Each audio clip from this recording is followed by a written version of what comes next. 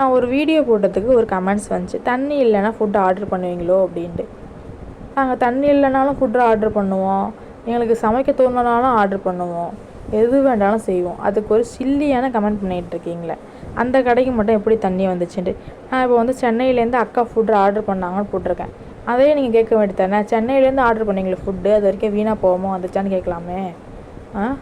ஏதாச்சும் பார்த்து கமெண்ட்ஸ் பண்ணணும்னு பண்ணக்கூடாது, ஓகேவா? எவ்வளோ பேர் பார்க்குறாங்க, போகிறாங்க, கொள்கிறாங்க.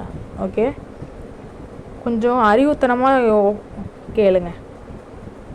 நீங்கள் தான் சொன்னீங்க ஊரில் எங்கேயும் கரண்ட் இல்லைப்பா, மயிலாடுதுறையில் கேளுங்கன்னு சொல்கிறீங்க. நான் எங்கே ஃபுட் ஆர்டர் பண்ணேன், என்ன பண்ணேன், ஏது பண்ணேன்னு சொன்னேன்னா உங்களுக்கு ரிப்ளை பண்ணிட்டு அவசியம் இல்லை. எங்கள் ஃபேமிலியே, எங்கள் ரிலேட்டிவ்லேயே பிடிக்காம தான் எவ்வளோ இருக்காங்க.